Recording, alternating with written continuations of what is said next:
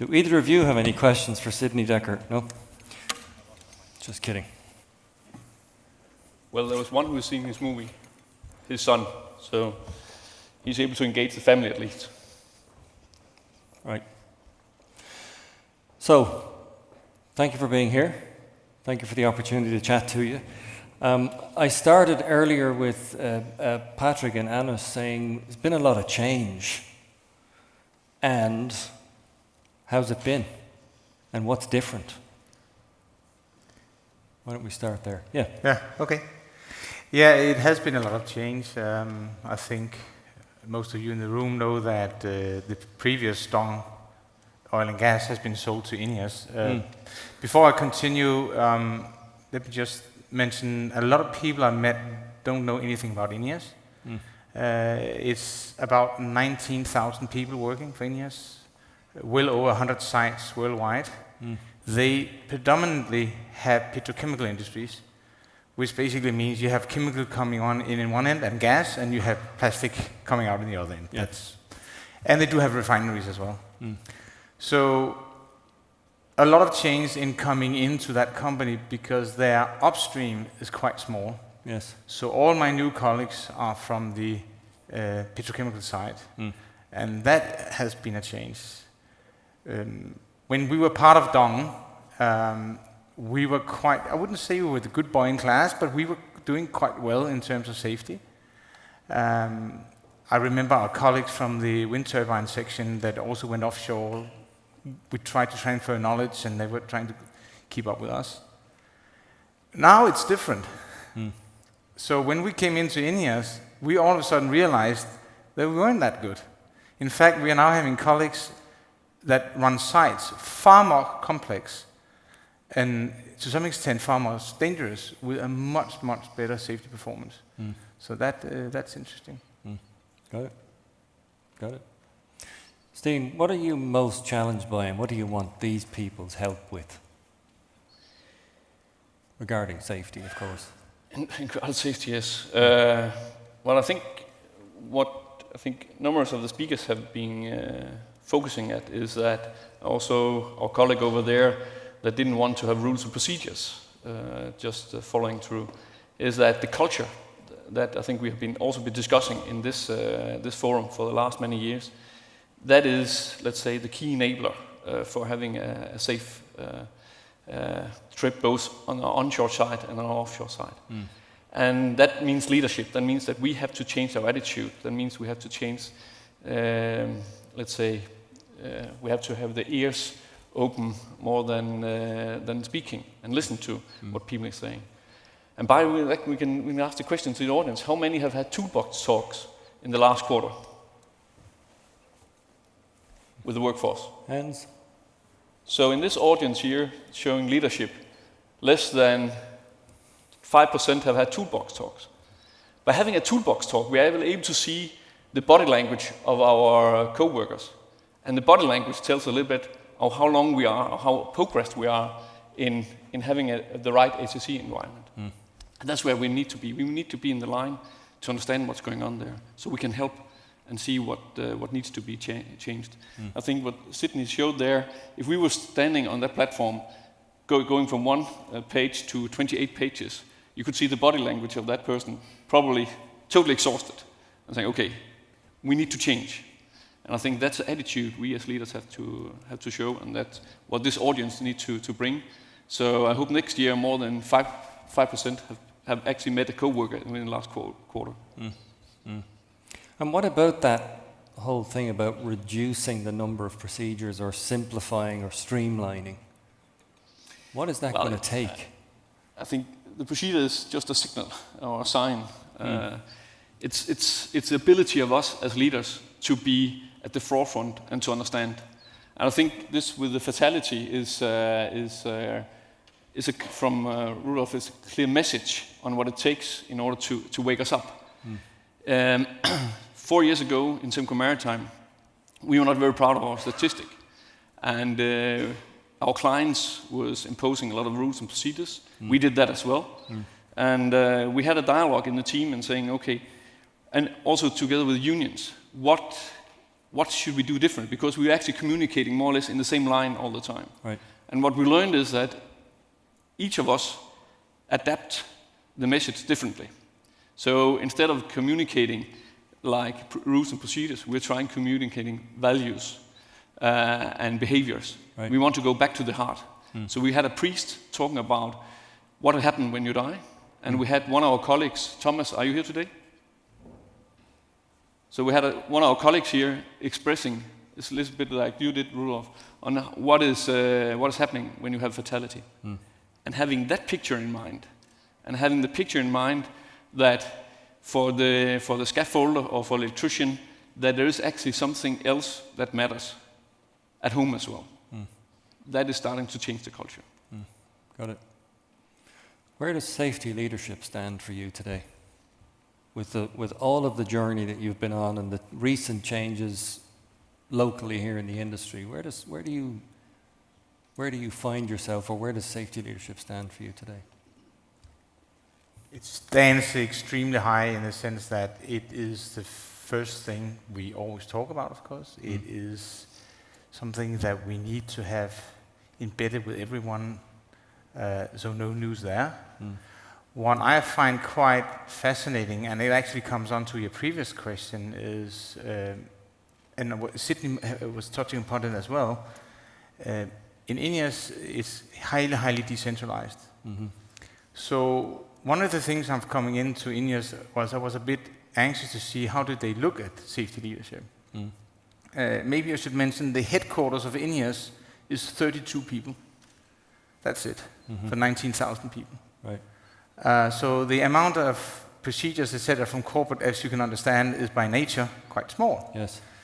And one of the very first things I was asked to do was attend what they call the 20P training, which is the 20 principles. And what's quite interesting about the 20 principles is that it was divided between 10 behavioral and 10 process safety. When you dive behind the principles, it's actually more a coaching approach. And that made me, in my leadership, think a lot. For example, it says, is your training efficient? It doesn't say how to train or when to train and how much to train, but it asks the question, is it actually efficient?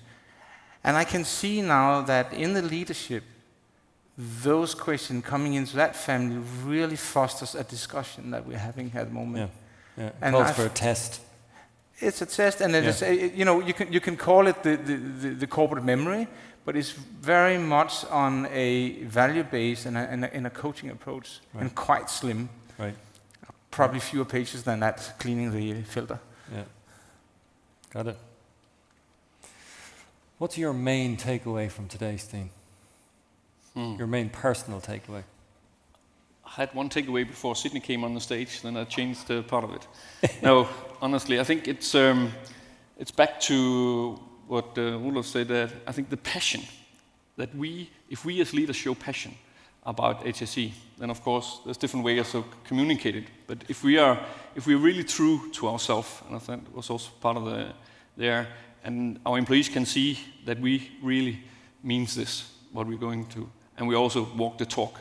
I think that's, for me, extremely important, because there has been a tendency, not in this audience, of course, but in other countries far away from here, that talking about it, but not doing the walk and talk afterwards. Yeah. We're doing a survey every year where all our offshore employees, and every second year also onshore employees, are answering to 49 different questions within regards to their own safety and to the safety that we as manager are talking about.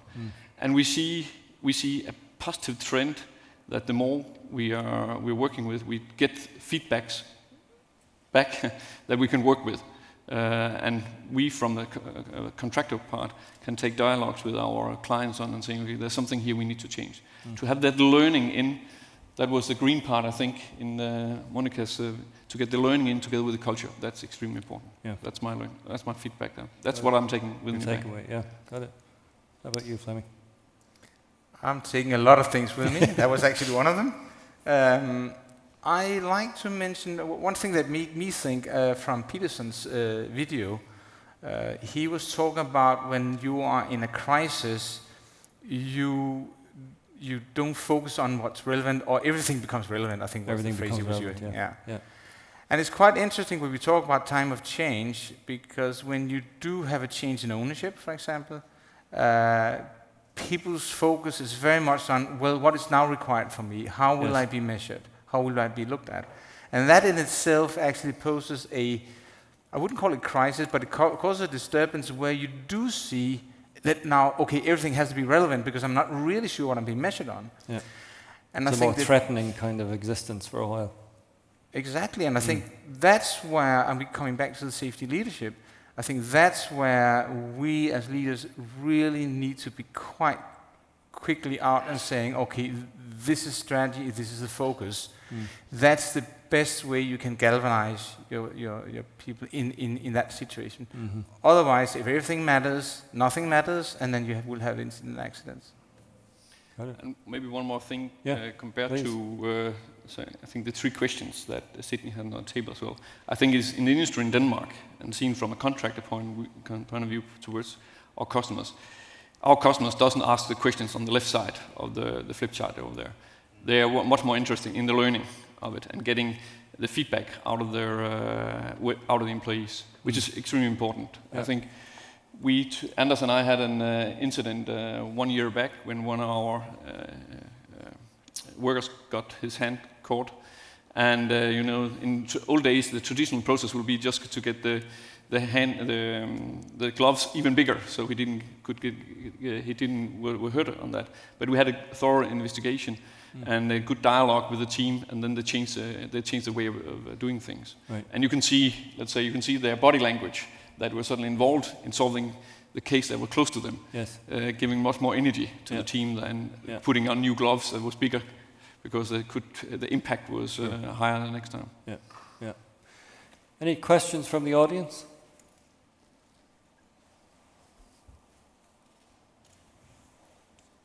Yep, please. Actually, I have a question for all of you. Do you practice the same safety awareness at home as you do at work? I can answer that one. Hands? I'm a petrolhead, so I work on cars, I weld and grind and do all these things, and I'm absolutely hysterical about it, because I know if I'm hurt, I won't get to work next day. When there's a New Year's Eve, I can guarantee you my kids are the most well-equipped children on the streets, and they look kind of funny, but they do it, and they're trained that way. And we should all take it with us home. It's absolutely spot-on question, and I think one of the things we are working with, and we had a campaign running that when you put in your workmanship when you come back to the airport, we said to all our employees, please be as safe home as you were on work. Because if we can get that culture emerging, that we have the same way of doing things at home as Flemming has. I'm not as good as Flemming is in that respect, but I'm on the way. The more we have of that, the better we will have.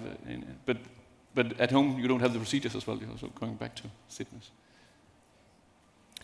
I'm in an odd position of needing to be more active about safety at home, because safety is more passive at work, or has become more passive at work, just the kind of work that I do.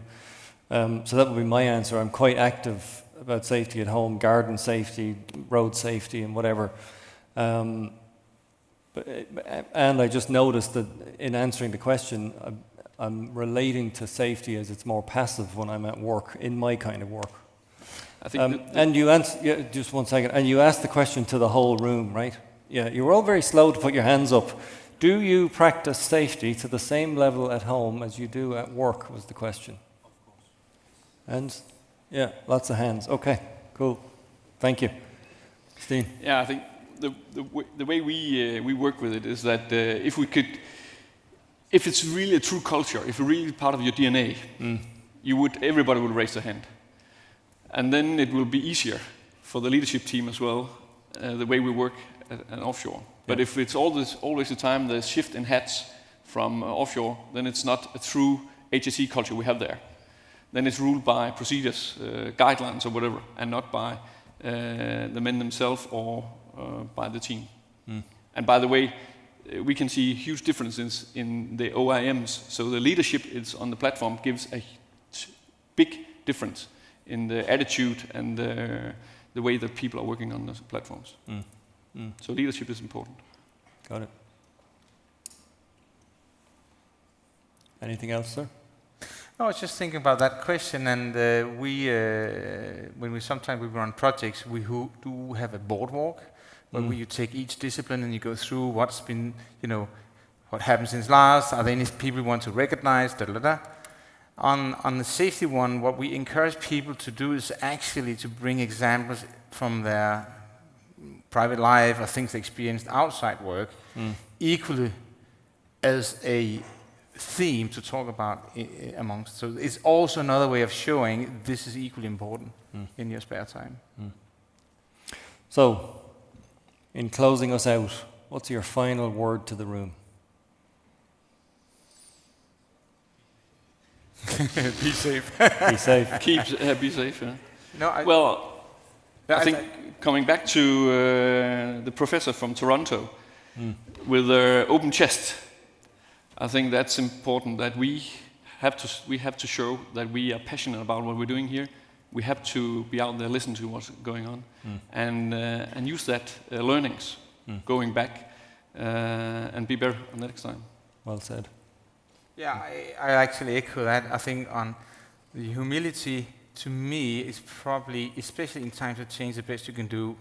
As it was said, whoever you speak to probably know more than you, for sure. And how do you grasp that? How do you take that on board in improving your leadership all the time? Cool. Gentlemen, thank you for joining me up here. Thank you. Welcome. Thank you. Thank you.